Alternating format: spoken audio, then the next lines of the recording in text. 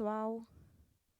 Eu sou a professora Paula Couto e agora eu vou falar para vocês sobre equações paramétricas para as epicicloides. Bom, eu vou começar com uma pergunta, vou mostrar umas curvas aqui para vocês e a gente vai tentar imaginar o que essas curvas têm em comum, tá? Então, pensem aí, enquanto eu vou passando as curvas.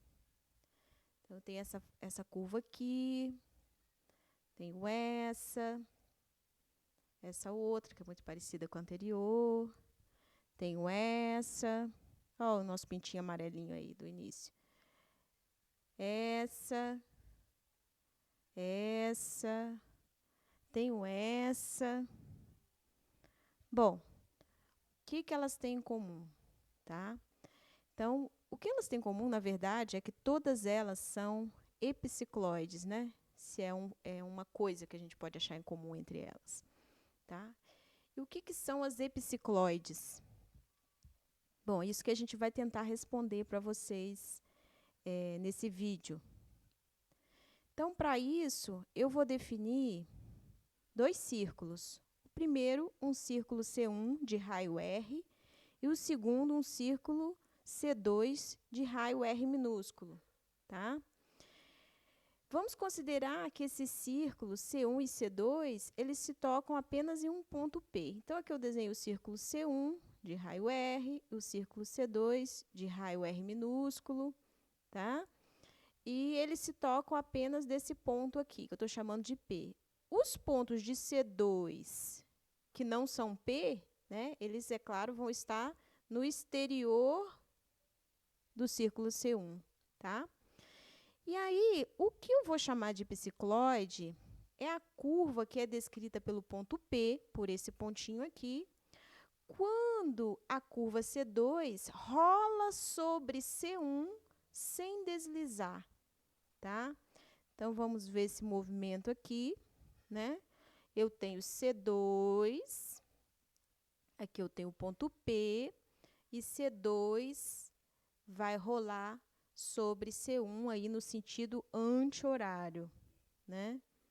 Então, notem que C2 está rolando sobre C1 no sentido anti-horário, né? Apareceu um pontinho T aqui, que é o ponto de tangência. Então, sempre a gente vai ter um ponto de tangência com a curva, mas o ponto P, ele não fica sempre na tangência, né? Então, aqui o ponto P, ó, ele não chegou à posição inicial. Se eu rolar mais um pouquinho, vou rolar mais uma vez aqui, nesse caso, aí ele chegou na configuração inicial que a gente tinha, tá? Então, isso que são as epicicloides, né? São curvas descritas por um ponto de um círculo que rola sobre outro círculo, sem deslizar, tá? Então, se a gente fosse riscar, né, se a gente fosse marcar o ponto P, né, vamos ver o que esse movimento geraria como curva para a gente. Ó, vou passando mais rápido aqui. Ele está fazendo esse desenho, né? O círculo C2 rolou duas vezes sobre o círculo C1 para gerar esse movimento. E aqui ele retornou, o ponto P retornou para a posição que ele tinha inicialmente sobre o círculo C1. Tá? Isso é uma epicicloide. Todas aquelas figuras que eu mostrei no início podem ser geradas dessa forma, tá?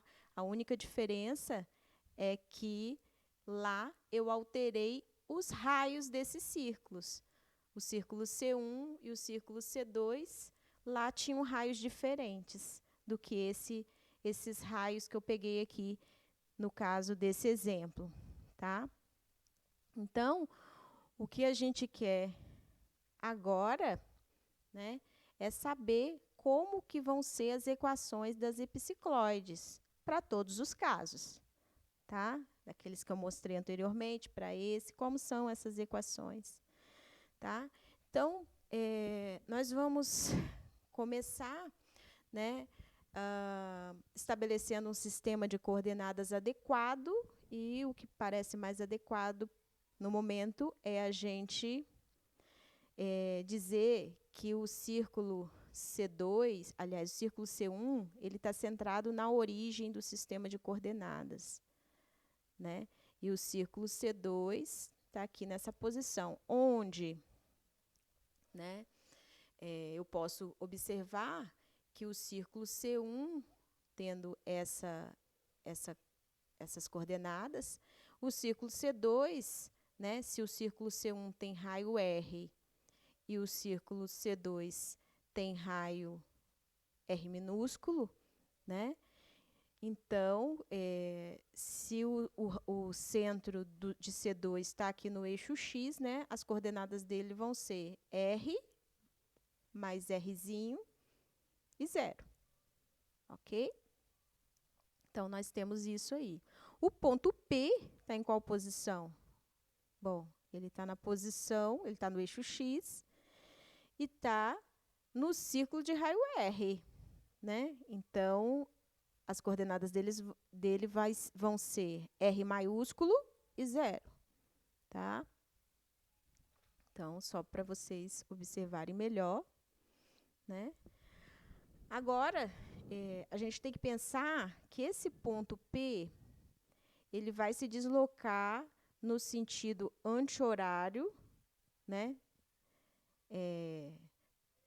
Tanto do círculo C1 quanto do círculo C2. Ele vai rolando e o ponto P se desloca também no sentido anti-horário, né? Por exemplo, aqui ele se deslocou.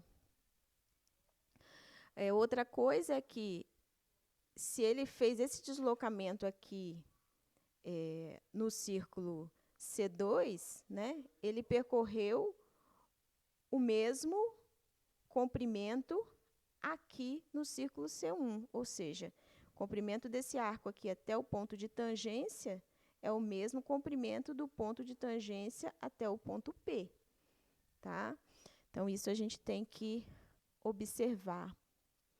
Bom, o que eu quero saber são as coordenadas x, y desse ponto P, né? E aí, essas coordenadas vão ser as mesmas componentes do vetor OP. Então, se eu faço uma abordagem vetorial, como eu tenho costumado fazer, né, o que eu quero saber são as componentes do vetor OP. Tá? Então, para descobrir essas componentes, novamente, eu vou olhar para esse vetor como a soma de dois outros, como a soma do vetor OI mais o vetor OIP. Tá? Então, se eu souber quem são esses dois vetores, eu vou saber quem é esse vetor OP. Então, vamos olhar para o vetor OI, né? Quem é esse vetor OI? Né? Bom, esse ponto OI aqui, né?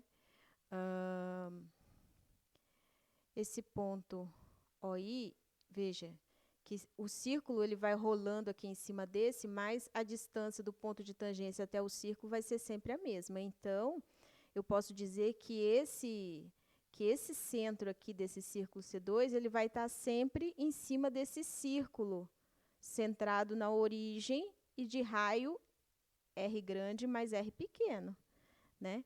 Então, as componentes desse vetor OI, né, são as componentes de um vetor posição. Na verdade, a nossa parametrização, a gente já viu que, na verdade, dão as componentes de um vetor posição.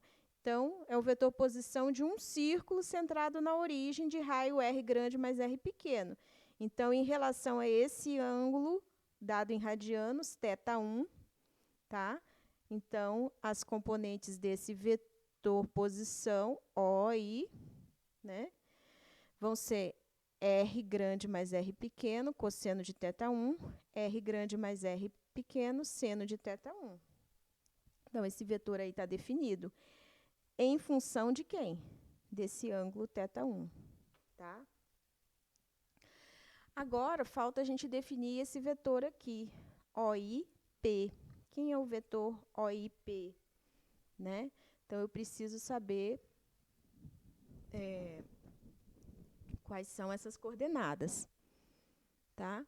Para isso, eu vou traçar aqui um pedacinho de reta, um segmentinho de reta, paralelo ao eixo X, só para a gente ver o seguinte, né? O ângulo que eu vou precisar é esse ângulo todo aqui, tá? Vou pegar esse ângulo todo aqui. Daqui até aqui, eu tenho π, né? Daqui até aqui, como essa reta é paralela a essa, né? E está sendo cortada por essa aqui, então, esse ângulo, θ1, é esse ângulo aqui, θ1, tá? Então, eu tenho isso daqui. Esse ângulo, digamos, de P, contado a partir desse ponto aqui, vai ser π mais θ1, mais esse pedacinho aqui que eu vou chamar de θ2, ok? Muito bem.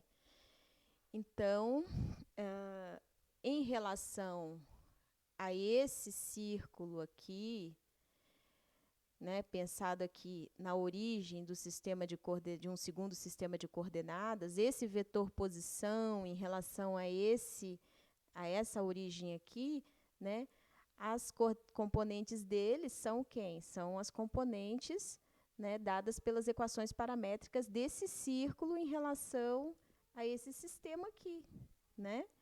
Então, eu tenho, para esse ponto, R cosseno de π, tá aqui π, mais θ1 mais θ2. R seno de π mais θ1 mais θ2, tá?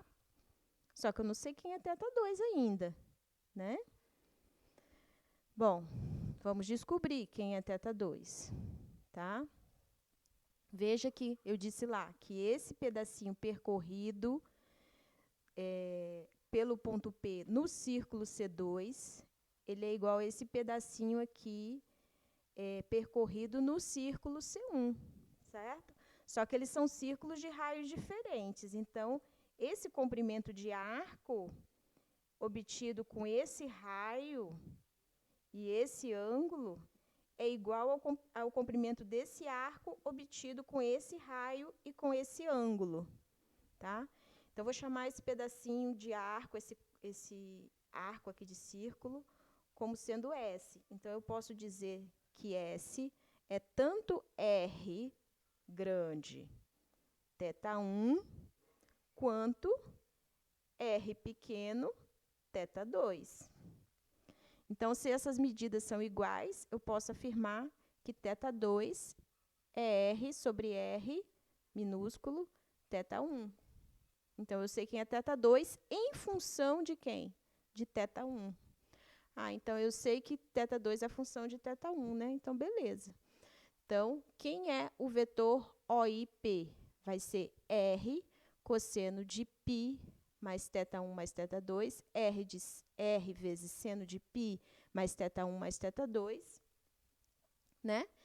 E aí, eu vou substituir θ2 por quem? Por R maiúsculo sobre R θ1, tanto aqui quanto aqui. Vou substituir e vou fazer algumas continhas, tá? Vou fazendo as continhas lá dentro do ângulo do cosseno e do seno, né? E aí, aqui eu cheguei em cosseno de π, mais isso aqui, mais seno de π, mais isso aqui. Então, usando aí, né, as propriedades de cosseno e seno, né, eu chego nessas componentes aqui para o vetor OIP, dependendo de quem? De θ1 também. Então, esse θ1 é uma variável que, aparentemente, vai ser o nosso parâmetro. Porque quando eu somar agora o vetor OI com o vetor OIP, né, tanto esse quanto esse vão ficar dependendo de θ1. Portanto, o vetor OP, que é o vetor XY, também vai ficar dependendo desse ângulo, θ1. Então, substituindo aí, né,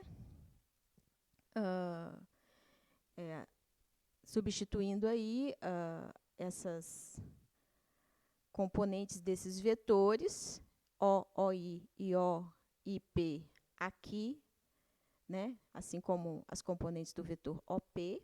O que a gente vai obter?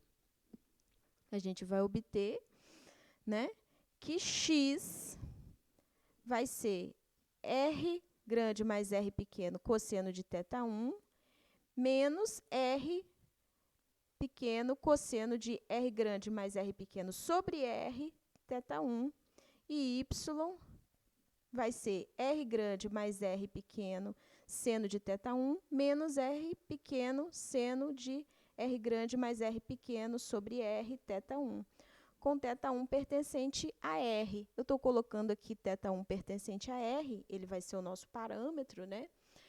Porque eu imagino que eu posso dar quantas voltas eu quiser aí em torno do círculo maior, né?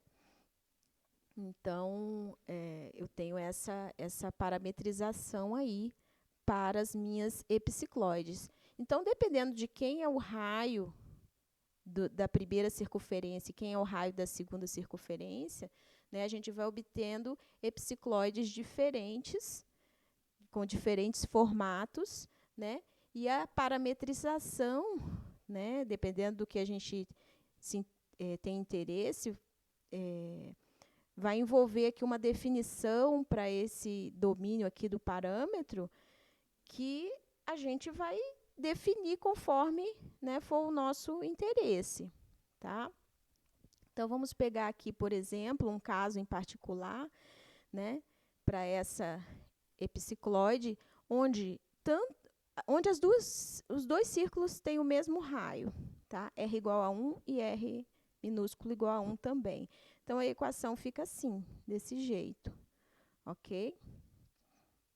Essa equação, na verdade, é a equação dessa cardioide, tá? Essa equação também é chamada de cardioide. Essa epicicloide aí, com R igual a 1, com os dois raios iguais a 1, no caso, eles caem aqui numa curva que também é chamada de cardioide, ok? Aqui eu poderia, para traçar essa curva aqui, uma única vez, né, eu poderia ter definido esse parâmetro aqui, T, de 0 a 2π. Eu consigo traçar essa curva, né, com essa variação do parâmetro. Mas, se eu quisesse ficar dando volta aqui, retraçando a curva, né, eu poderia pegar esse intervalo aqui, né? Ou, se eu tivesse interessada só nesse arco superior aqui dessa curva, né, dessa cardioide, então eu teria que pegar a parametrização de 0 até π, né? Então, a definição aqui do domínio do parâmetro vai depender do que a gente está interessado em fazer com as equações paramétricas, com a parametrização que a gente tem. O que a gente está interessado em descrever, ok?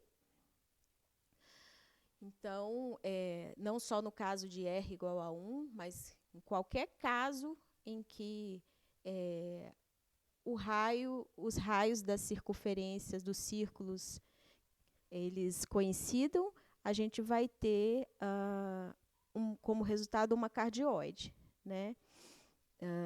Aqui estão as equações que ficariam, ok?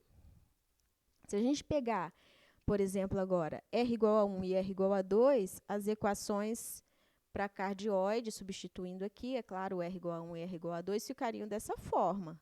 E o resultado seria essa espiral, uma parte de uma espiral, né? Se eu pegar R igual a 2 e R igual a 1 e substituir aqui eu deixo como exercício para vocês substituir, para ver no que daria, né? Então, eu teria essa curva aqui, tá? O intervalo do parâmetro que eu usei, que eu consegui para traçar essa curva uma única vez, sem retraçar, foi de 0 a 2π. Quer dizer, só retraçou aqui no ponto de t igual a 2π. Tá? Se eu colocasse aqui aberto, eu não teria retraçado. Bom, essa aqui também, ó, que apareceu lá no início. Eu tomando R igual a 3 e R igual a 1 também. Substituam aqui na equação para ver como que ficaria a equação, né? Seria essa daqui. Se eu tomar R igual a 4 e R igual a 1, eu obtenho essa nova curva.